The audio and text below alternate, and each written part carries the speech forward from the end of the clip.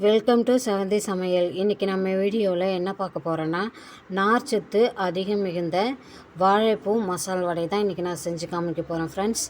வாங்க எப்படி செய்யலாம், நமக்கு என்னென்ன பொருட்கள் தேவைன்னு சொல்லிவிட்டு வீடியோக்குள்ளே போய்ட்டு முழுமையாக தெரிஞ்சுக்கலாமா? இப்போ வாங்க வீடியோக்குள்ளே போகலாம். அதுக்கு நான் ஒரு வாழைப்பூவை நல்லா க்ளீன் பண்ணிவிட்டு பொடிசாக இது போல் கட் பண்ணி எடுத்து வச்சுருக்கேன் ஃப்ரெண்ட்ஸ்.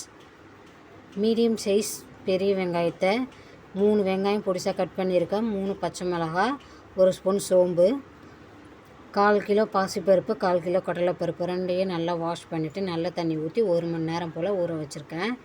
இது போல் நல்லா அரைச்சி எடுத்துகிட்டு வந்துடலாம். ரொம்ப நைஸாக அரைச்சிடாதீங்க, கொஞ்சம் குறகுறப்பாக இருக்கணும், அப்போ தான் கிறிஸ்பியாக இருக்கும் வடை. இப்போ கட் பண்ணி வச்சுருக்க வாழைப்பூவை சேர்த்துக்கலாம். நறுக்கி வச்சுருக்க வெங்காயம், பச்சை மிளகாய், சோம்பு இது எல்லாத்தையும் சேர்த்துக்கலாம்.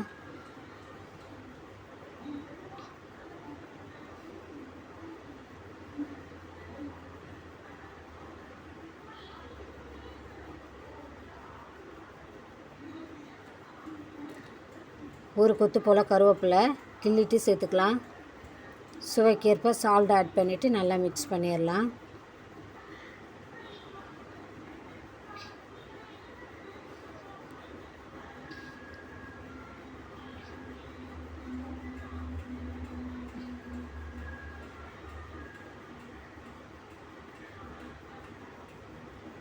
இப்போ வடை மாவு நமக்கு தயாராக இருக்குது. இப்போ அடுப்பை பற்ற வச்சு ஒரு கடாய் வச்சுக்கிறேன். கடாய் நல்லா ஹீட் ஆகிடுச்சு. வடையெல்லாம் போட்டு எடுக்கிற அளவுக்கு ஆயில் சேர்த்துக்கலாம். இப்போ கையில் கொஞ்சம் கொஞ்சமாக எடுத்து ஒரு பால் மாதிரி நல்லா உருட்டி நல்லா அமுத்தி விட்டுக்கலாம் ஃப்ரெண்ட்ஸ்.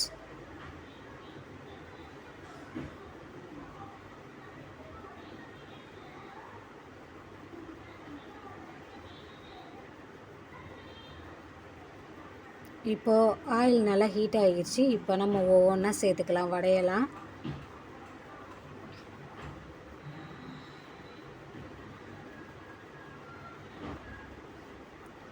ஒரு பக்கம் நல்லா வெந்துருச்சு. இப்போ மறுபக்கம் திருப்பி போட்டுக்கலாம்.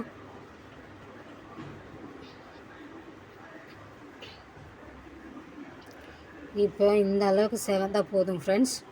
ரொம்ப கரிஞ்சிடக்கூடாது, டேஸ்ட்டும் மாறிடும். அவ்வளோதான் ஃப்ரெண்ட்ஸ், ஹெல்த்தியான வாழைப்பூ வடை சூப்பராக தயாராகிடுச்சு. இதே போலவே கண்டிப்பாக நீங்களும் ட்ரை பண்ணி பாருங்கள்.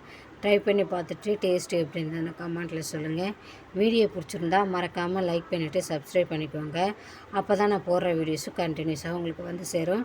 மீண்டும் இன்னொரு வீடியோவில் சந்திக்கிறேன். தேங்க்யூ.